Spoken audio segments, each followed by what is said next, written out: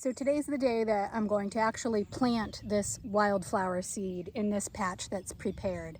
I went over this 2 more times yesterday, up and down and then back and forth, so length and width, just 2 different directions with the rototiller just to make sure that everything gets tilled up, expose some stuff, let that grass dry out, whatever grass was left in here. I gave that another night in the morning to dry out.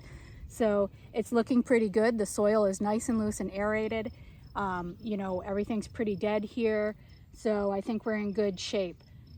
We are expecting about a ½ inch rain tonight. So this is a great time to do this because I will water it in as soon as I'm done, just so that, you know, if we get some wind before the storm, you know, the seed doesn't blow off and that kind of thing, just to weight down the seed a little bit. But other than that, I should have some good rain over this next day or 2 from Mother Nature. And then after that, I definitely will keep it watered. And that's going to be a combination of watering myself with an overhead sprinkler and some supplemental water and seeing what we get from the rain. You know, that's a judgment call at that point, and that's going to vary for everybody depending on where you are, what your climate's like. We're pretty humid here in the Northeast, so I probably don't have to water something like this as much as someone else would.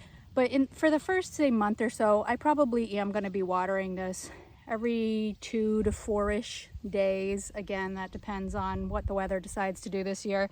If it's a year like last year, it's going to rain all summer and then I won't have to water at all. So what I'm doing here is, first I've put some soil into a bucket and I have already added some of the seed. I am using a Northeast Wildflower mix from American Meadows. I have a 1-pound bag of it. Now this covers 1,000 square feet, which is almost exactly what I have here. 1,000 to 2,000 depending on how thickly you want to lay it. I'm going to go ahead and use this whole bag. I am also mixing in just a little bit of other stuff. I have some aster and some false aster that I'm mixing into this just to give a little more color, and just because come this fall we want to have some longer lasting color that's a little more cold tolerance as some of this dies back. So, you know, I've added to that. I will say that I sent some emails and did some poking and some research, and American Meadows, their customer support was number 1, really great answering my questions, and we both pretty much came up with the same thing, which was kind of nice for me to know that I had a good guess. But, you know, so getting this ready, this is, you know, mix of all sorts of different seeds in here. There's a mix of perennials, annuals, some biennials. So, you know, I may not even see flowers from all of this year, but over the next 2 years I will. But I should have some good color and some nice looking flowers for this year, and then some perennials that will come back. There's some annuals in there that are self-seeding that will drop their seed and will come back from that seed next year. But this should do a good job of keeping this patch in wildflowers for quite a while to come. So this whole bag is going right in with this soil. See, now we'll get that all in there.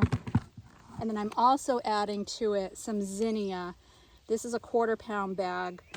I don't think I need quite all of this because I do believe there's some in the mix. So I'm going to use about half of this bag. And I can save, I love their bags. They're either all made from recycled products, or they're these nice fabric bags that you can reseal or save for various other uses. And now that that is in there,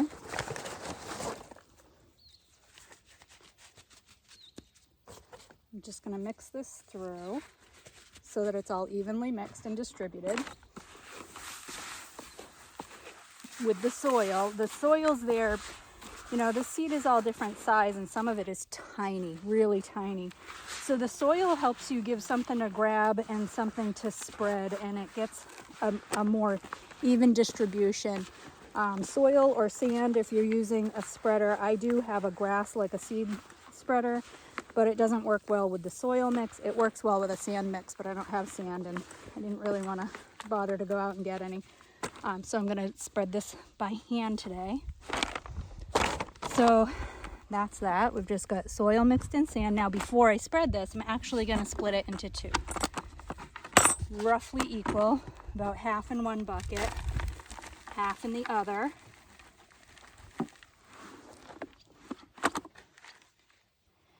And the reason for that is that I'm actually going to spread this in 2 different directions. I'm going to go up and down, and then I'm going to go back and forth.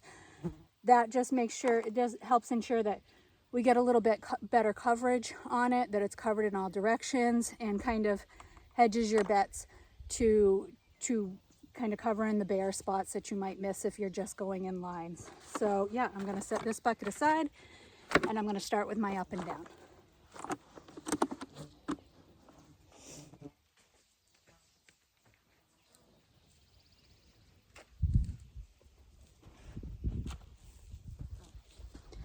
You can see I'm not going right from the edge of this. I'm coming in a little bit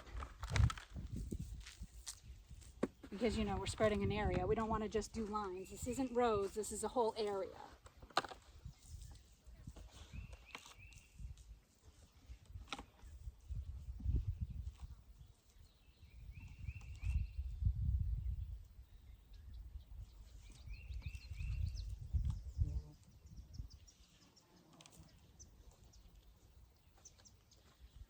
And, you know, just a large sweeping motion. Just keep going until you've used all your seed, the one direction, then back the other direction, and that's it. That's all there is to doing this seed. Now, after that, they're recommending that you tamp this down. I don't have a lawn roller, but I have kind of made an impromptu one with this barrel that I will just roll down the length. That will compact the seed. You can see it's just a barrel with a little water in it. Probably don't even need the water in it. You know, and I'll roll it across the surface. That'll tamp in the seed, give it some seed to soil contact, and then the water's gonna do the rest. So, like when I overhead water it, that will also add to help it get some seed compaction, and it'll be good to go. I've done it exactly this way before. It's worked great. The seed's nice and reliable. It makes a beautiful, beautiful wildflower patch.